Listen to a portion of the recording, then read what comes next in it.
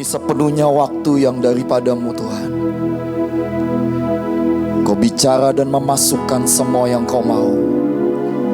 Tolongi kami Roh Kudus, karena kami gak bisa tanpa Engkau. Ini masa-masa terakhir, ini jam-jam, ini detik-detik terakhir. Kami berdiri buat bangsa ini. Kami mempersiapkan sebuah generasi, mempersiapkan setiap provinsi demi provinsi di tahun-tahun terakhir sebelum Engkau menjemput kami Tuhan di awan-awan. Kami mau lihat lawatan terbesar itu terjadi.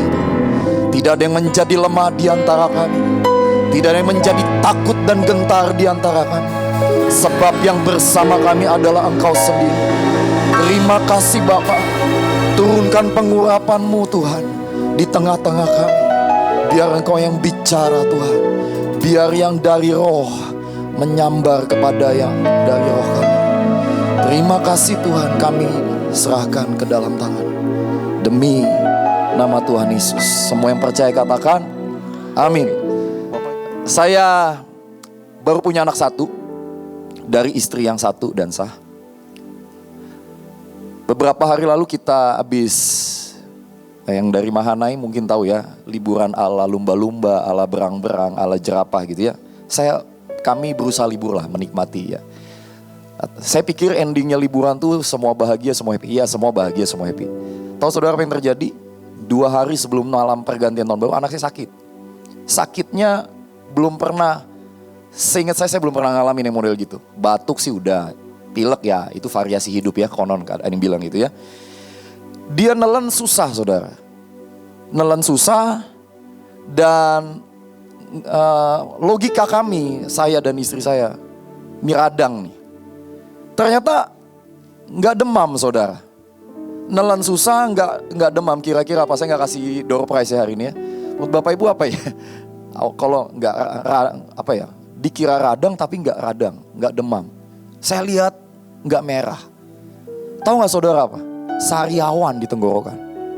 Lu sariawan di kulit muka di dalam ini aja tuh sakitnya setengah ampun ya. Dan anak saya baru umur mau 6 tahun bulan depan. Tapi kita gak tahu. Saya sama istri saya, terutama istri saya ya panik. Wah ya paniknya tuh ya normal ya, namanya orang tua ya. Sampai di satu titik tiba-tiba kita dong, gak bisa nih kalau kita gak doa. Lo bayangin saudara nih, yang sharing depan saudara ini juga bukan orang yang gak nginjek bumi gitu Bapak Ibu ya. Tiba-tiba, oh ya kenapa gak? Ya akhirnya kita memutuskan doa, tanya Tuhan, perangin. Sampai di hari kesekian, ini baru semalam, baru tadi malam, clear semuanya. Sembuh. Tapi tahu gak Bapak Ibu, seminggu itu akhirnya kita belajar sekali lagi ngajakin anak saya. Tahu ngapain? Perang. Saya gak tahu lagi cara gimana, udah kasih obat, kasih apa sampai satu titik ya. Saya ingat apa yang Ibu pernah cerita waktu beliau tuh kecil sakit apa gitu. Saya masih ingat Pak Yusak ngajarin, ngucap syukur. Tuh saudara ngucap syukur ngomongnya gampang, prakteknya susah. Lo anak nih, saya bilang, nama anak saya Sharon. Nama depan yang rada ngeri saudara, nama belakangnya Sharon tuh nama belakang. Saya juga gak tahu mimpi apa, saya kasih nama depannya mau tahu gak? Revival saudara. Revival Rejoice Sharon. Dia lahir 1 hari setelah acara KKR di Yonif 202. Persis waktu itu saya bilang sama ibu, Bu In, Bu boleh gak anak saya lahir sebelum acara? Bu In bilang enggak, setelah acara. Bener saudara, persis Pak Joshua Christian menutup acara, istri saya pecah ketuban. Lalu saya tahu revival. Nah waktu dia sakit saya bilang, Sharon nama kamu Revival Rejoice Sharon. Revival artinya apa? Kekuatan, kehidupan, kebangkitan, kegerakan. Rejoice artinya sukacita, Sharon artinya cinta. Keren gak Bapak Ibu? Keren, tapi giliran sakit goyang juga gitu loh. Lah akhirnya saya bilang, ya saya ajarin. Nah sampai di satu titik saya tahu anak saya harus ngerti, dia harus ngalami, dia harus menang. Bukan buat saya sih, ya efeknya tetap buat kita sih ya. Kita jadi bisa tenang lah istilahnya. Tapi ngelewati hari-hari itu sejujurnya gak mudah. Saudara, mendidik generasi, bagian yang ini seringkali saudara dan saya paling gak suka. Orang yang berdiri di depan saudara ini bukan orang yang paling berani sejujurnya. Aslinya saya 700 tahun yang lalu, saya penakut saudara. Kalau saya tidur lampu kamar itu gak pernah saya matiin. Saya kalau jalan di tempat sepi kayak paranoid tingkat tinggi. Loh, hari ini saya dipercayakan untuk mendidik generasi. Saudara, ini berita yang terupdate nih. Tadi pagi saya dengar kabar anak murid saya. Saya ini ngajar di SMK, jadi kepala sekolah juga.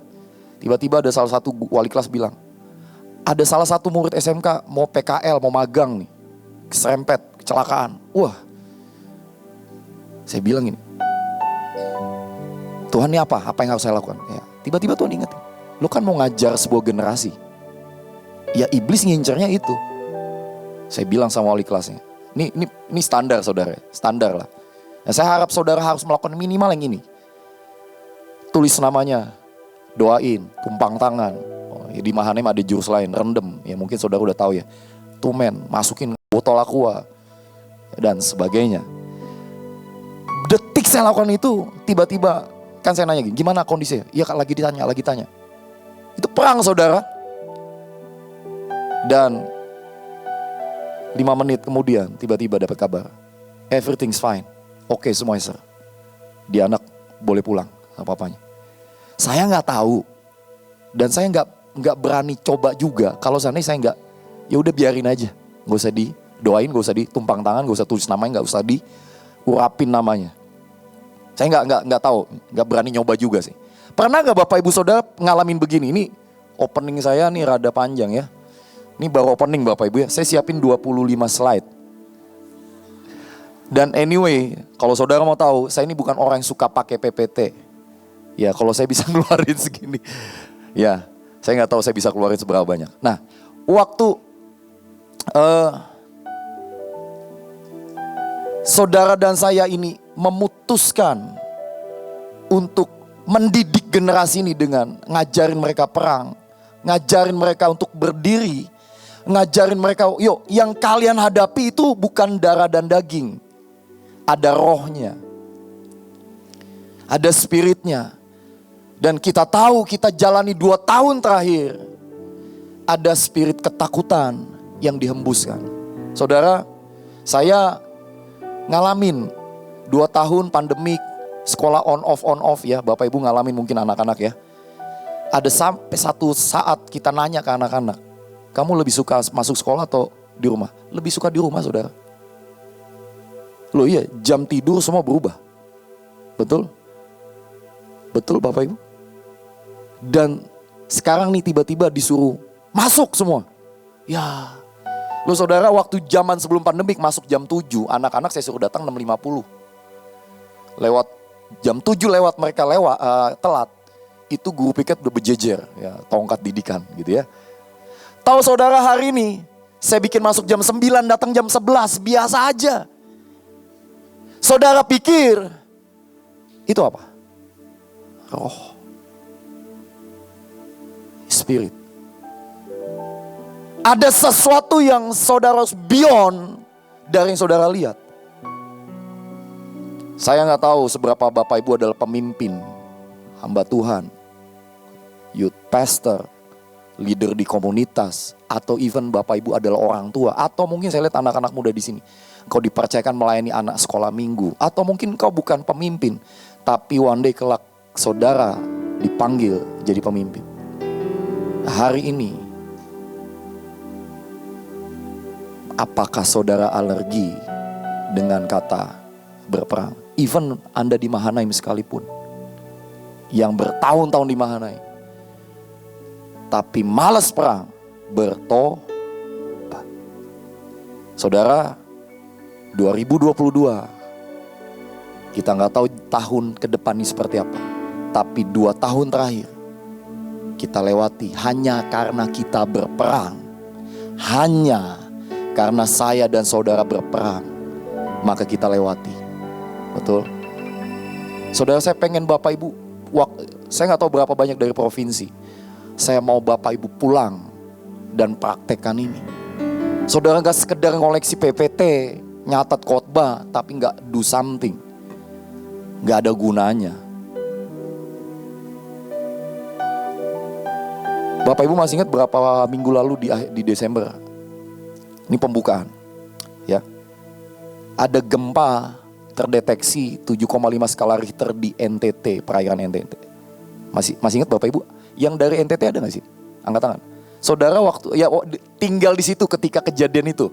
Saya mau tanya, waktu dengar berita itu lu gimana perasaannya?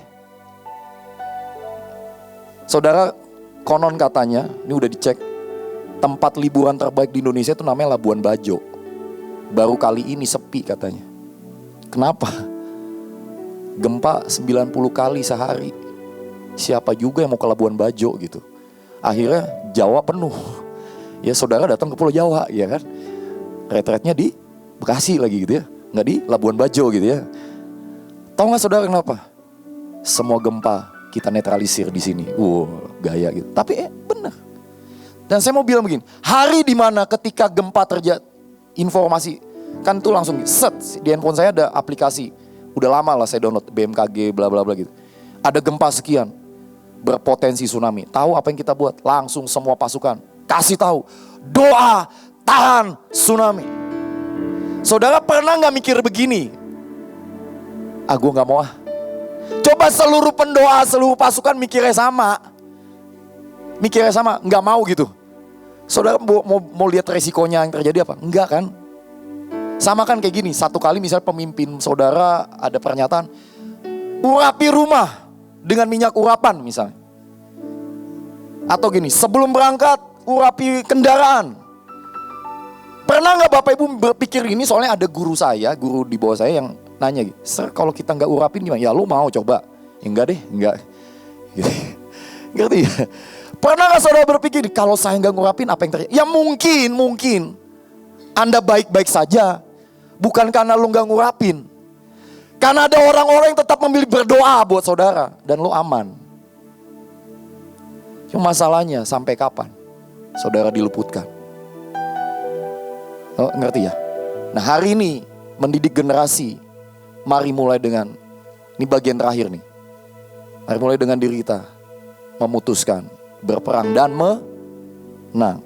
Oke, saya ini jarang-jarang ngajar tentang peperangan rohani. Ya waktu saya dikasih, peperangan rohani, saya siap. Saudara mau perang? Mau tawuran? Ya, iyalah. Amin, biar saya semangat nih. Oke, lihat. Sebelumnya saya mau kasih, ini nggak ada di slide ini.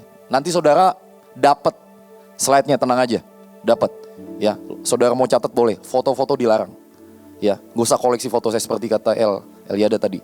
Semua biar fokusnya sama Kristus ya, jangan sama saya. Amin. Oke, nggak usah foto-foto. Nanti dapat slide-nya, tenang aja. Ya, oke. Kata perang salah satunya ini yang menarik nih. Saya belajar dari ada salah satu hamba Tuhan menjelaskan pada saya. Pengertian perang itu salah satunya artinya laham. Dari bahasa Ibrani laham. Lehem. Artinya mau tahu apa? To feed, memberi makan atau makan, saudara. Siapa di sini yang gak suka makan?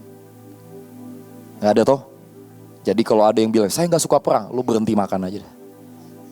Nanti panitia gak usah kasih makan sama orang-orang yang gak mau perang. Karena ternyata kata perang itu salah satunya adalah makan. Jadi kalau saudara suka makan, harusnya saudara nggak alergi dengan perang. Setuju? Amin. Amin. Yang dari Papua ada nggak di sini? Mantap. Yang dari Maluku, Sulawesi, Bojong Menteng. Udah banyak Bojong Menteng kemana? Provinsi apa tuh? Oke. Slide pertama, generasi yang berperang dan menang. Oke, saudara, kita buat deal dulu. Mungkin sebagian besar yang saya sampaikan saudara pernah dengar, saudara pernah pelajari. Tapi kita putuskan gini, Tuhan beri saya hati yang lapar dan haus, supaya ini bisa masuk lagi. Amin. Oke, slide berikutnya. Saya coba cepat aja. Apa sih yang Alkitab katakan tentang peperangan rohani? Saya mengulang lagi, menolong, yuk kita sama-sama belajar. Bukan berarti saya udah lebih perfect dari saudara. Enggak. Pertama, Kejadian 3:15 dimulai dengan ketika Tuhan ngomong sama ular, sama Adam, sama Hawa. Dibilang apa? Ular ini akan diremukkan kepalanya. Betul?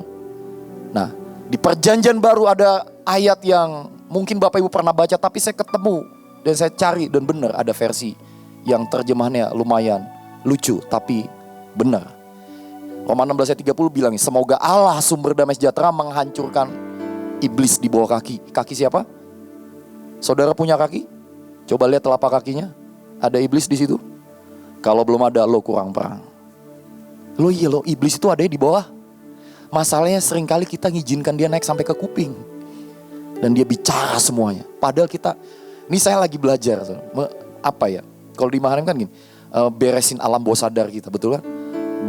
Memperkatakan kebenaran, menciptakan. Nah, seringkali kita biarin iblis naik sampai ke kuping, ke kepala, ubun-ubun gitu. Wah, berdiam lah. Balikin tempatnya, tempatmu tuh di sini. Ya, nah terjemahan lain bilang gini, Tuhan akan membuat kita tuh gini, membuat iblis menjadi bubur, ya, bubur di bawah kaki saudara, nggak ada bentuknya saudara, dan itu peperangan. Oke, saudara mau bikin iblis jadi bubur? Kayaknya nggak semangat. Amin. Iblis tuh jangan jadiin bubur ayam. Oh ya boleh dimakan, ya, jadiin bubur, kasih sambal, bumbu, telan, karena kita harus menelan musuh-musuh kita. Ya, berikutnya Matius 10 ayat 16, next slide. Ini ada sebuah ayat ya, sekali lagi Tuhan bilang, Matius 10 next slide, boleh. Yesus ngomong sama murid-muridnya begini, lihat aku mengutus kamu seperti domba ke tengah-tengah serigala. Sebab itu hendaklah kamu cerdik seperti ular dan tulus seperti merpati. Saudara, kita diutus jadi domba. Kita domba yang diutus ke tengah serigala, bukan jadi domba yang buat mati konyol. Setuju? Seringkali kan kita pikir, oh ya kita harus tulus, cerdik. Enggak. Yesus gak pengen saudara dan saya jadi domba ke tengah serigala, jadi domba yang dibawa ke pembantaian. No way. Saudara harus ngalahin semua serigala. Terutama serigala-serigala berbulu domba. Ada amin. Nah, kata mengutus properly and on a mission, itu adalah bentuk sebuah penugasan atau mission. Dalam bahasa Inggris dia pakai mission. Sejauh yang saya tahu, kata mission lebih banyak berurusan dengan pertempuran, peperangan, atau penugasan yang spesifik, yang rada sulit, yang membutuhkan effort dan menggunakan senjata. Jadi, artinya Yesus ngutus kita ke tengah serigala buat apa? Buat apa Bapak Ibu? Bukan berdamai sama serigalanya. Perang. Senggol kiri kanan. Bangun lu. Bangun, bilang. Udah itu aja. Ini kalau nyenggol bangun dikasih hadiah gak ya? Saudara mau dikasih hadiah? Orientasi saudara bukan Tuhan, hadiah. Terima kasih El ya. Saudara cinta hadiah daripada cinta Tuhan ya. Oke. Saudara harus menikmati saudara bisa perang, bukan jadi tegang dan takut, enggak. Ya. Saya ini suka walaupun saya bukan aslinya pemberani, tapi saya entah kenapa somehow saya suka nonton film perang. Ya, menjelang akhir tahun saya nontonnya film perang mulu. Terakhir saya nonton satu film. Ini based on true story. Bapak Ibu boleh cari judulnya 12 Strong. Ya, pemerannya yang jadi Thor. Ya, ada yang tahu ya. Waktu saya baca terakhir dibilang gini. Ini kisah nyata. Dalam sejarah perang Amerika melawan musuh, satu-satunya perang yang dimenangkan oleh pasukan Amerika tanpa ada korban jiwa, itu mereka. Cuma satu sekali dalam sejarah. Misinya 3 minggu. Dan waktu saya nonton film, harusnya gak mungkin mereka bisa hidup semua. Ada yang kena tembak, ada yang kena bom dan sebagainya. Tapi aneh, selamat. Selamat loh saudara. 12 strong. Makanya Tuhan panggil saya dan saudara jadi kuat. Ya, kena tembak mungkin. Bocor-bocor dikit, tumble. Ya. Trauma-trauma dikit, ya beresin gitu. Tapi sama iblis, gak ada damai saudara. Dia musuh yang gak punya hati nurani. Jadi saudara dan saya harus suka perang. Bukan perangin temenmu, pemimpinmu, anak buahmu. Yang diperangin yang gak punya darah dan daging. Oke.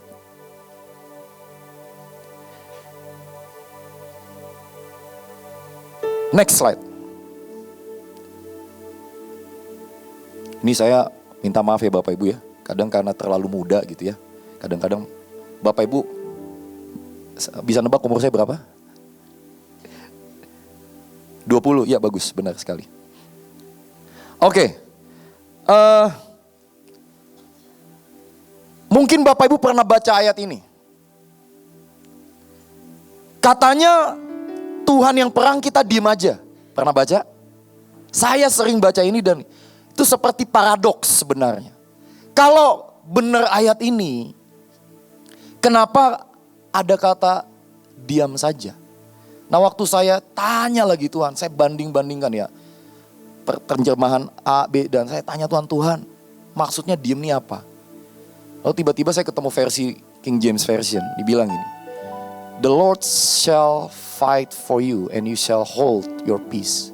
Ternyata kata diam itu artinya hold your peace. Bukan gak bergerak. Tuh saya tanya lagi maksudnya apa hold your peace. Seringkali ada orang-orang yang doa peperangan hatinya gak tenang. Nah ini yang Tuhan maksud. Waktu engkau berperang, waktu engkau mengajarkan peperangan, atau waktu engkau ada di tengah peperangan, hold your peace. Karena yang berperang tetap Tuhan. Yang mengerjakan dan menggerakkannya tetap Tuhan. Bagian kita mungkin cuma 0,0 sekian persen. Sisanya tetap Tuhan. Itu yang dimaksud dengan hold your peace. Makanya gini, setiap kali saudara dan saya perang, misalnya, saudara kalau misalnya melayani orang kesurupan, ya ngetesnya ada, saya nggak tahu lah ya. Katanya gini, ngetes iman beranian seseorang ini. Layani orang gila, masuk ke ruangan tertutup, yang keluar siapa? Orang gilanya atau saudara gitu ya. Lu pernah gak gini, nyelain orang kesurupan gitu? Manifestnya macam-macam. Nah seringkali kita fokusnya sama manifestnya. Ya, tapi Alkitab bilang, hold your peace. Bukan iblisnya yang penting, Tuhan yang penting. Anggap ya Bapak Ibu ya. Oke, ini beberapa kebenaran. Ada banyak sebenarnya di Alkitab. Oke, next slide. Saudara bisa baca di Wahyu 12 ayat, terutama di ayat yang ke-11. Dan mereka mengalahkan dia oleh darah anak domba dan oleh perkataan kesaksian mereka. Saudara, di akhir-akhir zaman ini, peperangan di alam roh intensitasnya makin tinggi. Dan itu sebabnya kenapa saudara dan saya harus mempersiapkan generasi, mendidik generasi, memberitahu mereka, mempersiapkan mereka bahwa dunia yang kita hadapi adalah peperangan. Amin. Next. Yohanes 10 ayat 10. Dikatakan begini. Yang tadi udah disampaikan. Iblis itu kerjanya adalah to steal, to kill, and to destroy. Saudara gak bisa main mata sama iblis. Kedip-kedipan. Kalau kamu gak senggol saya gak senggol kamu. Gak bisa Bapak Ibu.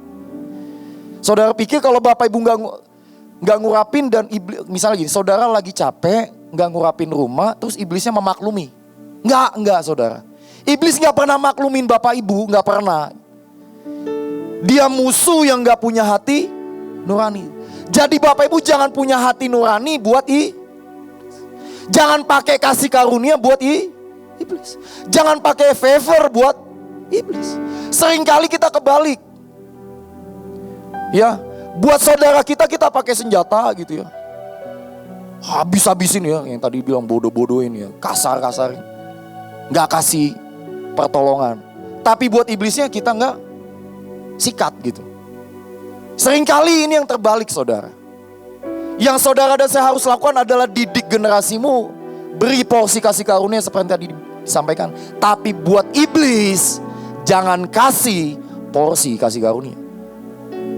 Jangan kasih kemalasan. Saudara, iblis itu pengalamannya ribuan tahun, makanya dia hafal ayat Alkitab. Kalau saudara males, kalau saya males, ya repot. Saudara, saya ini aslinya bukan orang yang cukup rajin. Tapi saya bersyukur istri saya ngingetin saya, anak saya ngingetin saya untuk yuk perang. Bapak Ibu, sudah 7 tahun ini, hampir 7 tahun, hampir setiap hari sebelum saya berangkat kerja, saya ajak anak-anak, yuk kita doa, pengurapan, urapi rumah, tiap hari. Saudara, ada gak waktunya bosan? Ada, percaya ada. Rutinitas, ada, jadi rutin, iya jadi rutin. Gak pakai iman, ada, gak pakai passion, ada saudara. Tapi daripada saudara gak lakukan, saudara nangkap ya maksudnya? Mungkin akan ada masa-masa di mana saudara akan jadi rutin, jadi biasa, jadi bosan. Iya, karena kita masih berjuang dengan daging. Tapi jangan berhenti dengan itu. Jalan terus saudara. Jalan terus. Jalan terus. Ada hari-hari di mana kami keluarga ngalamin berkat itu rada susah. Ada seret. Tiba-tiba istri saya bilang, bangun pagi kita deklarasi. Kita ambil berkat. Kita ambil jatah kita. Lakukan dengan sungguh-sungguh. Dan setiap kali saya perang, berkatnya datang. Gak pernah enggak. Saudara, saya ada di Mahanaim ini pelayanan sekolah yang 80% murid-muridnya adalah menengah ke bawah. Begitu masuk pandemi, ada sekian banyak orang tua yang mengalami dampak PHK dan sebagainya. Bagaimana caranya kita bisa bertahan, survive? Sekolah bisa jalan tanpa memecat guru-guru. Itu gak pernah mudah. Tapi saya masih ingat pemimpin kami bilang, yuk tiap pagi kita nyembah, tiap pagi kita deklarasi. Yuk hampir tiap pagi saya ajak beberapa rekan, yuk kita doa, ambil berkat. Mungkin udah kayak orang gila sih. Ya saudara, kalau di sini kan di Mahanaim di sini mungkin sering dengar kata menjarah ya. Kalau menjarah itu kan konotasinya rada nggak enak ya. Tapi saya mau kasih tahu gini, nggak ada bahasa yang lebih baik lah buat itu. Kalau sama iblis, jangan pakai kata baik-baik, jarah gitu. Emang iblis mau kasih kita baik-baik? Please, yoi bro, kenapa bro? Balikin. Oh gitu bro, nih, nggak ada, jarah gitu. Lu ngerampok, gue rampok gitu. Maaf nih, pakai kata gue. Ya gitu saudara. Ya. Nah, 2 tahun ini kita lewati kok dengan anugerah. Setiap kali kita tahu masih kurang nih, masih belum dapat, kita doa lagi, perang lagi. Dan setiap kali kita perang dengan tepat, sungguh-sungguh, langit terbuka. Amin. Saudara, mungkin kau punya pelayanan yang mungkin sekian tahun gak ada dampak di tempat pelayanan. Sudahkah engkau berdiri dan habisi roh-roh yang menguasai daerah tersebut? Next, roh kegelapan di akhir zaman. Saudara, ini yang kita perlu jujur dan kita harus sadar. Ada yang namanya ilah zaman ini. Ya, ada yang namanya dibilang gini. Kita dibutakan oleh ilah zaman ini. Ayat ini ditulis 2000 tahun yang lalu. Nah 2000 tahun kemudian ada yang namanya spirit AI, Artificial Intelligence. Ini spirit yang gak jauh-jauh dari kita, yaitu di gadget. Saudara, kalau mau jujur, waktumu pegang handphone, lihat handphone, sama nyembah Tuhan banyakan mana? Mau saya jawab ya, sama-sama tahu ya. Saya juga begitu. Dulu saya nggak ngerti. Dulu saya nggak. Saudara tahu istilah dunia maya? Ya, dunia maya tahu ya? Sosial media, media sosial. Karena peperangan kita salah satunya hari-hari ini melawan dunia maya. Dunia virtual, tahu Bapak Ibu dunia virtual? Kelihatannya real tapi enggak. Tapi palsu gitu. Virtual. Bahkan sekarang ada virtual reality virtual. Kalau dalam bank, virtual akun. Saudara nggak perlu bikin rekening di bank tersebut. Tapi saudara dikasih virtual akun. Seolah-olah punya rekening. Supaya saudara bisa melakukan transaksi dengan bank tersebut. Yaitu virtual. Ya hari-hari ini, kita harus menyadari ini spirit yang mengerikan. Saya sekali lagi kasih contoh. Anak saya. Setahun lalu, dia belum terlalu kenal ini. Setahun lalu Bapak Ibu. 6 bulan terakhir. Dia udah hampir tiap hari mintanya handphone. Kalau saudara berpikir itu adalah biasa aja dan gak saudara perangi spiritnya, selesai. Karena yang kita hadapi generasi yang lebih suka denger AI daripada dengerin Roh Kudus. Dan jangan-jangan kita pun akan jauh lebih menyukai AI daripada cari Tuhan sungguh-sungguh. Saudara, jujur nih ya, buat orang yang mempersiapkan khotbah. Dulu sebelum ada handphone, mau khotbah gimana? Buka concordance, betul? Catet, puasa gitu, tanya Tuhan khotbah. Kalau hari ini cukup ketik misalnya, tiba-tiba kepikiran iman, ketik iman, langsung muncul semua ratusan ayat tentang iman. Gampang gak? Gak perlu puasa, gak perlu bergumul, gak perlu tanya Tuhan. Tanya handphone. Ini spirit saudara, roh kegelapan. Oke? Kita mau sama-sama ngerti, sama-sama belajar. Bukan berarti saya udah beres banget, enggak. Tapi pesannya adalah sederhana. Bawa pulang ke tempatmu, ke rumahmu, ke usahamu, lakukan itu. Amin. Next slide. Yesus mengusir setan, saudara. Yesus aja ngusir setan. Saudara gak ngusir setan, berarti gak ikut kayak Yesus. Wah, ngusir setan bagian pendeta. Enggak, Yesus aja ngusir setan. Ya, karena Yesus, setan pada minggir. Nah, tapi kan firmannya bilang gitu. Barang siapa ada di dalam Kristus, kita ini menerima kuasa yang sama. Artinya jangan malas ngusir setan. Amin. Baca sendiri ayatnya. Oke, next. Ini rada cepat. Kita ada di pihak yang menang. Saudara dan saya harus punya mental ini. Jangan punya mental pecundang atau loser. Waktu saudara hadap-hadapan sama iblis, seharusnya bukan 50-50. Dia harusnya di bawah telapak kaki. Jadi gak ada istilah gini, kalau di dalam Tuhan ya. Masalahnya berapa banyak saudara perangnya mengusir setannya, melawan iblisnya gak di dalam Tuhan. Tetapi menggunakan kekuatan yang gak pernah menang. Tapi kalau engkau di dalam Tuhan, di dalam ketepatan dan ketaatan, pasti menang. Amin. Oke. Next. Langsung ke bagaimana dengan kita. So bagaimana dengan kita sekarang? Alkitab bilang, Bapa mengutus aku, sama seperti Bapa mengutus aku, demikian juga sekarang aku mengutus kamu, kata Tuhan kepada murid-muridnya. Lukas 10:19, sesungguhnya aku telah memberikan kuasa. Yesus sudah kasih kuasa kepada siapa? Kita untuk apa? Dan sebagainya. Salah satu adalah menahan kekuatan musuh. Jadi kalau saudara dan saya dengar berita akan ada hujan, akan ada gempa, akan ada gunung meletus, bukan di-upload di medsos, bukan jadi bahan diskusi. Ya,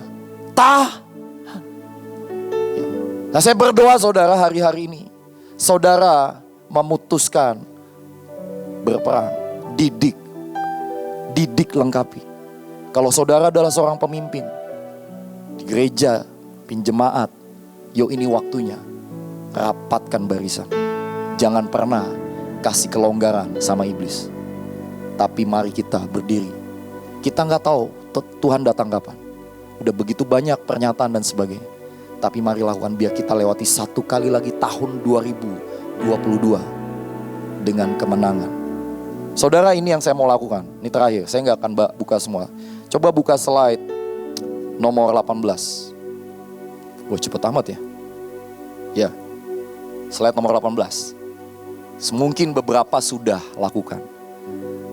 Ya, tapi hari ini kita mau lakukan dengan pengertian lebih lagi. Amin. Jangan cuma kolek ini loh, apa ya? Udah belum? Yang udah doa SMA. Tapi saudara cuma sekedar nyetor setoran gitu loh. Ya, karena gini loh. Kalau saudara lakukan ini, yang pertama nikmati sebenarnya kita kok. Yang paling pertama nikmati kita. Saudara mau diberkati. Saudara mau urusanmu, perusahaanmu, gerejamu, pelayananmu, gak ada yang menghalangi dan sebagainya. Ayo. Ya, yang pertama, sapu bersih. Kenapa kita perlu sapu bersih? Siapa di sini punya rumah gak pernah disapu? Gak ada toh. Rumahmu aja disapu. Ya iblis gak disapu. Repot. Repot saudara. Jadi saya ini orang yang suka bersih walaupun gak suka tekun. Bersihin. Ya. Jadi satu kali udah debu udah banyak banget. Begitu saya memutuskan bersihin, nyesek-nyesek di dada. Kenapa? Debunya udah keburu tebel. Jangan nunggu terlalu banyak yang mesti saudara bersihin.